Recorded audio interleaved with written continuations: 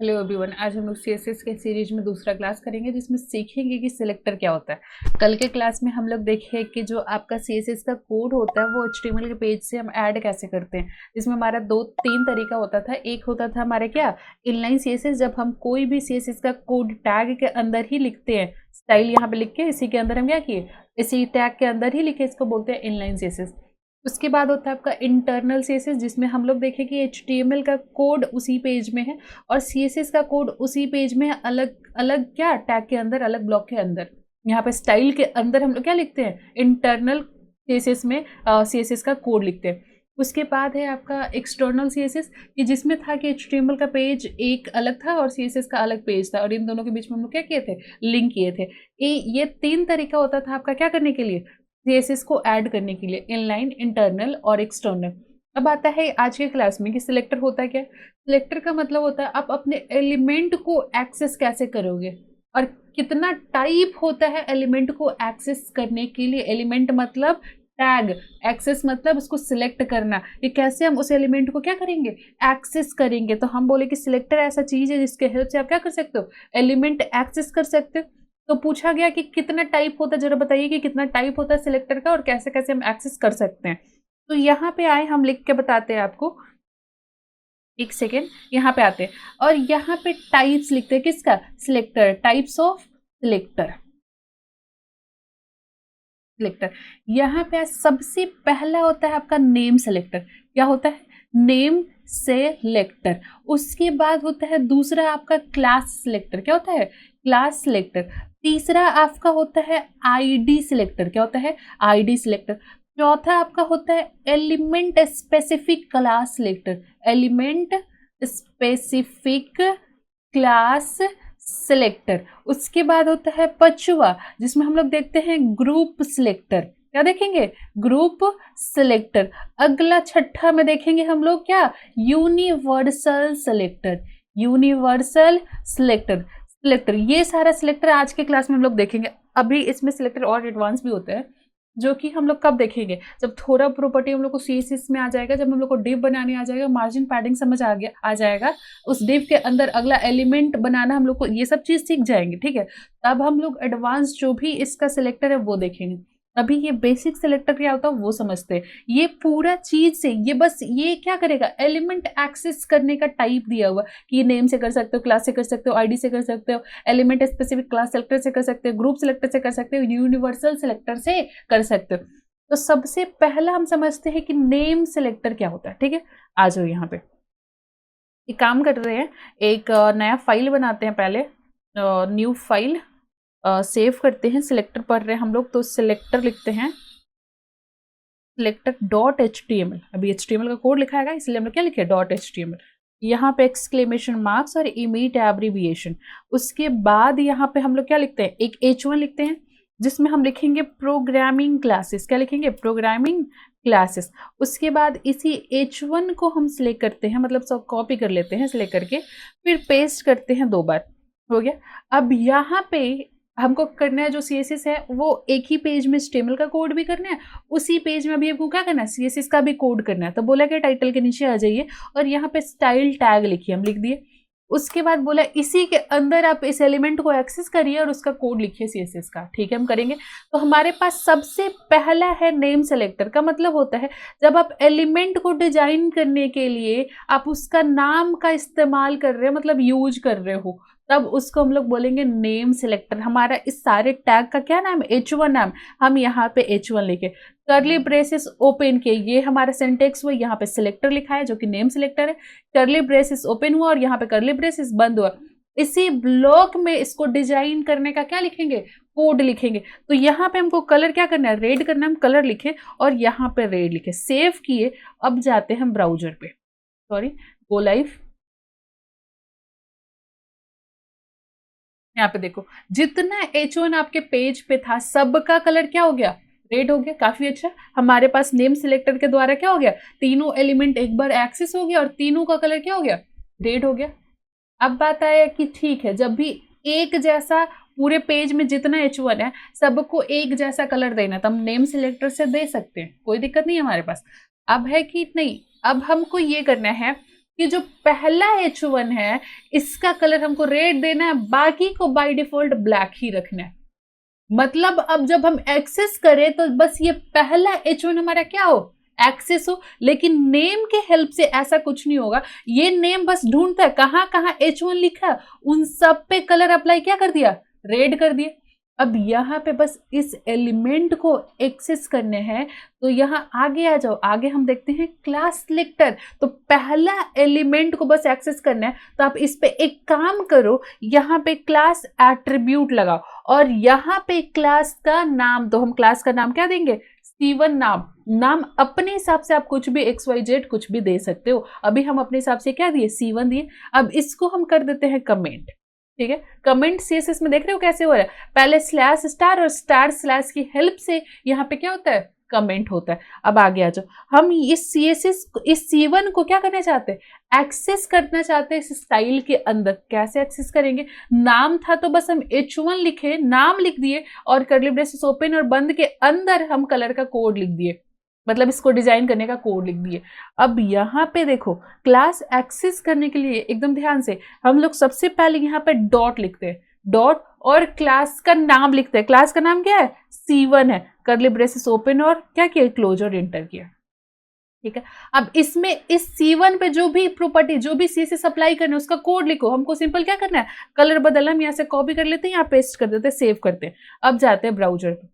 अब देखो जो पहला H1 जिसपे बस क्लास लगा हुआ उसी का कलर क्या हुआ, रेड हुआ। तो ऐसा कुछ डिजाइनिंग करना है तब हम लोग यूज करते हैं क्लास सिलेक्टर। क्लास का बोला जाता है जिसपे ये क्लास लगा देंगे, जिस टैग के ऊपर ये क्लास लगा देंगे उस टैग पे ये जो कलर का प्रॉपर्टी, जो भी CSS का कोड लिखा हुआ है उस टैग पे अप्लाई हो जाएगा। जैसे हम यहाँ पे आते हैं और एक पैराग्राफ लिखते हैं और उसमें एक रैंडम पैराग्राफ ले आते हैं लोरम से और यहाँ पे वर्ड रैप कर दिए। अब इस पैराग्राफ में अभी देखा जाए जाके कहाँ पे, अपने वेब पेज पे, तो इसको बाय डिफॉल्ट ब्लैक कलर दिख रहा, दिखा। अब चाहते हैं ये पैराग्राफ का जो कलर है वो इस हेडिंग में जो कलर अप्लाई है वही कलर अप्लाई किस पे हो जाए, पैराग्राफ का। तो हम बोले इस हेडिंग के लिए हम डिजाइन CSS का C1 क्लास बना के रखे हुए हैं।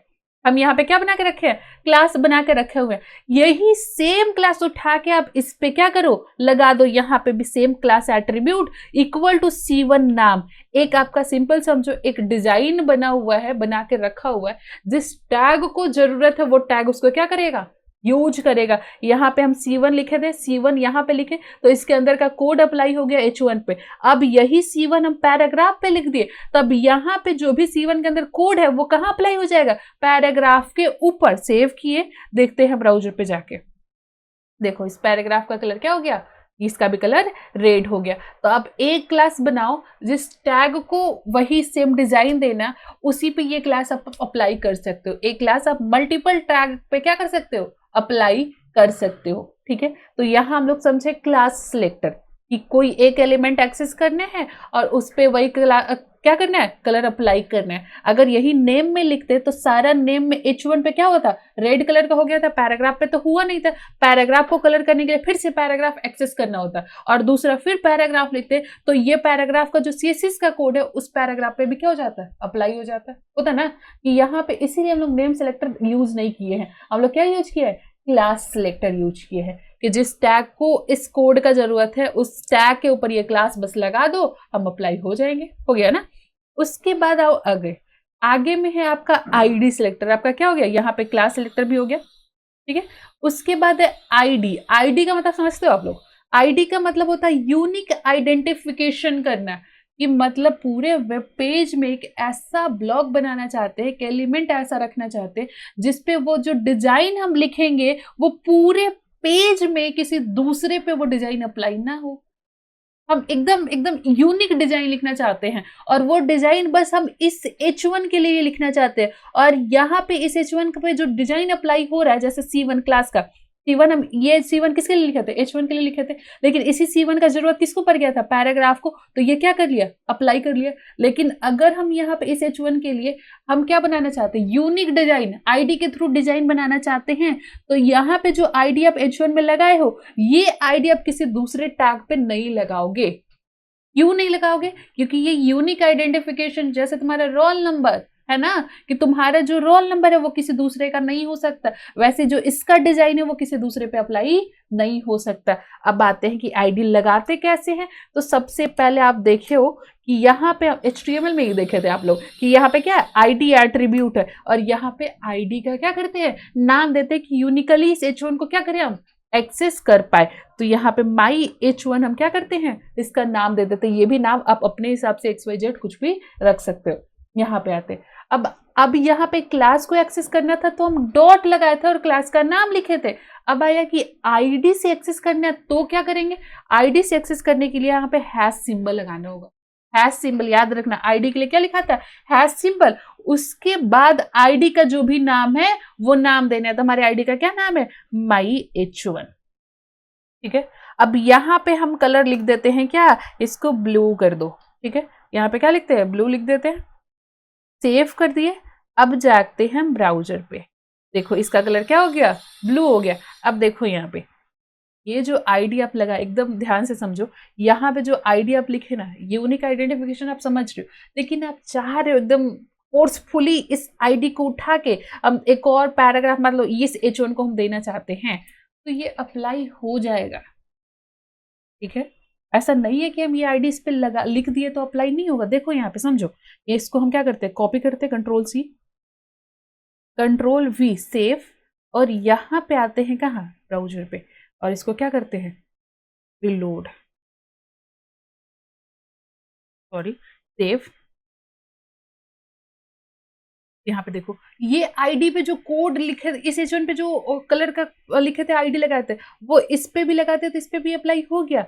लेकिन एक सजेशन होता है बस आपके लिए कि जब आईडी आप लगा रहे हो ना, तो जिस टैग पे मतलब सेम आईडी मल्टीपल टैग को मत दिया करो। जब आपको यही काम करना है ना कि सेम ही नाम सारे एलिमेंट को देना है, तब क्लास यूज करो ना। आपके लिए क्लास तो है ना कि एक क्लास अब बनाए, अब मल्टीपल टैग पे आप क्या किए, यूज कर लिए। आईडी का मतलब यूनिक है तो उसको यूनिक रहने दो। एक सजेशन, इसको कभी भी ऐसे यूज नहीं किया जाता है और नहीं करना। ये सब आदत भी मत लिखना कि हम आईडी लगाए हैं और वही आईडी हम पूरे क्लास को दे दिए, नहीं होता ये कहीं भी। ठीक है, बस यहाँ पे है कि ये अप्लाई हो जा रहा है लेकिन करना नहीं है। ठीक है, जब भी ऐसा होगा कि सेम डिजाइन 3-4 टैग पे लगाना है, तब आप क्लास ही बनाओ, आपके लिए बेस्ट होगा क्लास ही बनाओ। ठीक है, अब यहाँ पे आ जाओ, आप आईडी समझ गए, यूनिक आइडेंटिफिकेशन करना, क्लास समझ गए कि एक डिजाइन बना के तैयार रखना, जिस टैग को जरूरत है उस टैग पे बस अप्लाई कर देना। ठीक है, उसके बाद आते हैं हम किस पे, यहाँ पे आते हैं एलिमेंट स्पेसिफिक क्लास सिलेक्टर। क्या बनाते हैं, एलिमेंट स्पेसिफिक क्लास सिलेक्टर। अभी जो हम C1 बनाए थे, H1 पे अप्लाई भी हो गया था और पैराग्राफ पे भी अप्लाई हो गया था। अब यहाँ पे हम एक H2 बनाएंगे और यहाँ लिखेंगे क्या, हेलो वर्ल्ड लिख देते हैं, हेलो वर्ल्ड। सेव करते हैं, हेलो वर्ल्ड लिख दिया। अब यहाँ H2 लिखा हुआ है।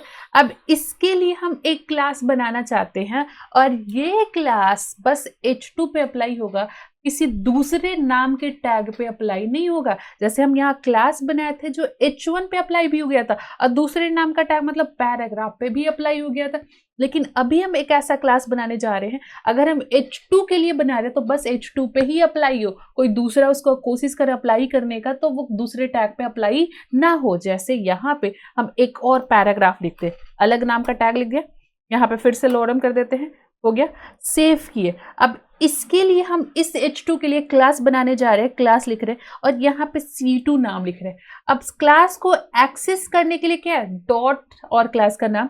हम बोल रहे हैं कि हम तो क्लास सिलेक्टर तो नहीं पढ़ रहे, हम लोग एलिमेंट स्पेसिफिक क्लास सिलेक्टर पढ़ रहे।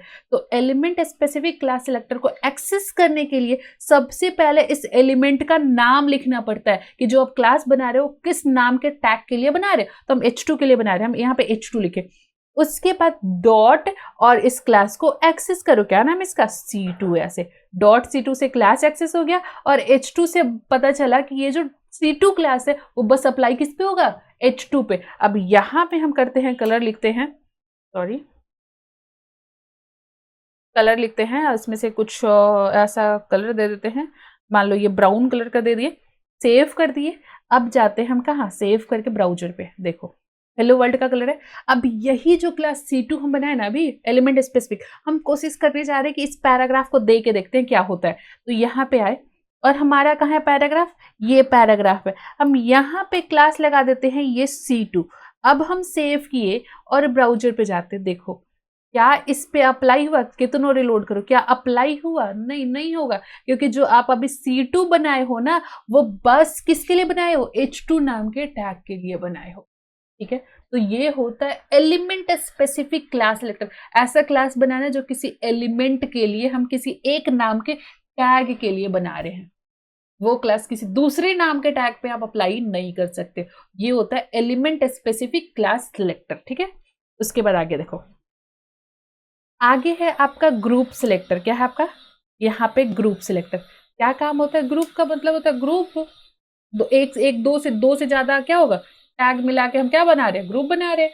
तो यहाँ पे यहाँ पे आ जाओ, एक बार हम एक काम करते हैं, फिर से एक H3 लिखते हैं और यहाँ पे लिखते हैं क्या, क्लासेस लिख देते हैं, कोडिंग क्लासेस लिख देते हैं, कोडिंग क्लासेस। सेव कर दिए।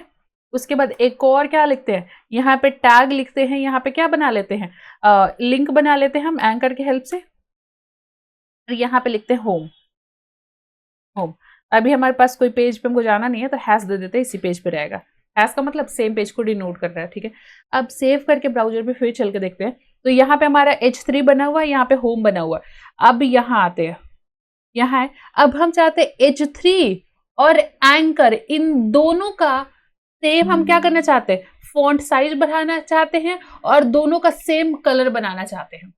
तो आप H3 के लिए भी लिखना पड़ेगा, A के लिए भी लिखना पड़ेगा। हम एक साथ दोनों को ग्रुप बना के दोनों के लिए कोड एक साथ लिख सकते हैं। कैसे, यहाँ पे H3 कॉमा देंगे और दूसरे टैग का नाम लिखेंगे A, तो ये H3 और A क्या बन गया, एक ग्रुप बन गया। और जो भी इसके अंदर हम कोड लिखेंगे वो H3 के साथ साथ A पे भी अप्लाई होगा। जैसे देखो यहाँ पे कलर लिखे, कलर यहाँ पे हम आ जाते हैं क्या, ब्लू वॉयलेट लिख लेते हैं और यहाँ पे हम थोड़ा फॉन्ट साइज बढ़ा के 40 पिक्सल कर देते हैं। सेव किए, अब ब्राउजर पे जाके दिखाते हैं। देखो दोनों का सेम कलर हो गया, दोनों का फॉन्ट साइज भी क्या हो गया, सेम हो गया। तो यहाँ पे एक बार में क्या करना है, ग्रुप बना के सारे टैग के लिए एक बार डिजाइन लिख देना है। तब ग्रुप बनाओ, सब टैग पे के लिए क्या लिखो, यहाँ पे डिजाइन लिख दो। तो जिस जिस टैग का मिला के ग्रुप बना है उन सारे टैग पे इसके अंदर का जो भी कोड है वो अप्लाई हो जाएगा। ठीक है, तो ये होता है आपका ग्रुप सिलेक्टर। ठीक है, अब उसके बाद आते हैं हम लोग किस पे, यूनिवर्सल सिलेक्टर है जो आपका लास्ट सिलेक्टर। यूनिवर्सल का मतलब होता है कि पूरे पेज में अगर किसी टैग पे हम डिजाइन नहीं किए हैं और उस पूरे पेज में उस पूरे टैग पे सेम ही डिजाइन क्या हो, अप्लाई हो जाए, चाहे H1 हो, H3 हो, एंकर हो, लिस्ट हो, पैराग्राफ हो, फॉर्म हो, कुछ भी हो, सबका कलर क्या हो जाए, सेम हो जाए। तब यहाँ पे यूनिवर्सल सिलेक्टर को ऐसा कुछ नाम वाम ऐसा नहीं देते हैं हम लोग, बस यहाँ पे सिंबल स्टार लगाते हैं। स्टार का मतलब होता है यूनिवर्सल, पूरा यूनिवर्सल सिलेक्टर। और यहाँ पे कर्ली ब्रेसेस ओपन। अब देखो किस पे, इस H1 पे नहीं कुछ लगा हुआ है, यहाँ पे देखे हम लोग इन दोनों के लिए बना हुआ है हमारे लिए। एक और हम क्या बना लेते हैं, Ctrl+C और Ctrl+V, ऐसा 4 H1 है जिसके लिए कोई कोड हम नहीं लिखे। अब इस चारों H1 ऐसे ब्लैक कलर का दिखेगा बाय डिफॉल्ट, हम चाहते हैं जो ऐसा खाली छूट गया उन सब पे हम कलर अप्लाई एक बार में करना चाहते हैं। क्या, ऐसे कुछ करके देखते हैं, ये कुछ कलर अप्लाई करते हैं, Ctrl+S सेव करके जाते हैं ब्राउजर पे। देखो जितना छूटा हुआ था उन सब पे क्या अप्लाई हो गया, उन सब पे सेम कलर अप्लाई हो गया। तो ये होता है यूनिवर्सल सिलेक्टर। यूनिवर्सल सिलेक्टर का तब यूज करेंगे कि जैसे हम जब डिप बना रहे होंगे ना तब समझाएंगे कि जैसे हम लिख रहे हैं तो ऊपर से क्या आ रहा है, इतना स्पेस ये छोड़ के आ रहा है, साइड से ये इतना स्पेस छोड़ के आ रहा है। हम चाह रहे हैं पूरे पेज का जो बाय डिफॉल्ट स्पेसिंग है ना सबको रिमूव करना चाहते हैं और हम अपने हिसाब से स्पेसिंग छुड़वाना चाहते हैं। तब हम लोग यूनिवर्सल सिलेक्टर का यूज करते हैं। तो यहाँ पे आप देखें कि सिलेक्टर क्या क्या था, नाम से एक्सेस कर रहे हैं, एलिमेंट को एक्सेस करने के लिए तो नेम सिलेक्टर, क्लास एक डिजाइन है बना के हम तैयार रखे हैं, जिस टैग को जरूरत है वो अप्लाई कर सकता है, कोई भी टैग इस क्लास सिलेक्टर को क्या कर सकता है, अप्लाई कर सकता है। आईडी का मतलब होता है किसी एलिमेंट को हम यूनिक डिजाइन करना चाहते हैं, वो डिजाइन किसी दूसरे में अप्लाई नहीं करना चाहते, तब वहां पे हम आईडी से एक्सेस करते हैं उसको। उसके बाद है एलिमेंट स्पेसिफिक क्लास सिलेक्टर। यहाँ पे क्लास है, ये भी क्लास है, बस ये एलिमेंट स्पेसिफिक है। क्लास किसी भी नाम के टैग पे अप्लाई हो जाएगा। एलिमेंट स्पेसिफिक है, जिस एलिमेंट के लिए हम क्लास बना रहे बस वो उसी एलिमेंट पे क्या होगा, एक्सेस होगा। जैसे H2 के लिए बना रहे तो बस H2 पे एक्सेस होगा, बाकी दूसरे नाम का जैसा पैराग्राफ नाम है तो उस पर एक्सेस नहीं होगा। उसके बाद है ग्रुप सिलेक्टर के 3-4 टैग है, तीनों को सेम डिजाइन चाहिए तो हम उसको ग्रुप बना के और उसमें कोड लिख देते हैं CSS का। यूनिवर्सल सिलेक्टर का मतलब होता है पूरे पेज में जितना भी कुछ भी सिलेक्टर, हम कुछ भी CSS नहीं लिखे हैं और ब्लैक कलर का पूरा दिख रहा है हमारा क्या पेज आपका HTML का, ठीक है, तो एक बार में सबका कलर हम एक बार में बदलना चाहते हैं तो यहाँ लिखते हैं हम लोग यूनिवर्सल सिलेक्टर कि सारे एलिमेंट को एक्सेस करो और उस पर इसके अंदर जो भी कोड लिखा है उसको क्या करो, अप्लाई कर दो। ये होता है पूरा सिलेक्टर। अब कल की क्लास में हम लोग, आज तो हम लोग इतना ही रखते हैं, कल की क्लास में हम लोग आगे देखेंगे प्रॉपर्टी, CSS में क्या क्या प्रॉपर्टी है अपने पेज को स्टाइल करने के लिए। हम लोग समझ गए कि CSS कहाँ कहाँ लिखेंगे, कैसे ऐड करेंगे, कैसे उसको एक्सेस करेंगे, बस इतना समझ गए। अब कल से हम लोग को क्या देखना है, प्रॉपर्टी देखना है। ठीक है, आज के लिए हम लोग इतना ही रहने देते हैं।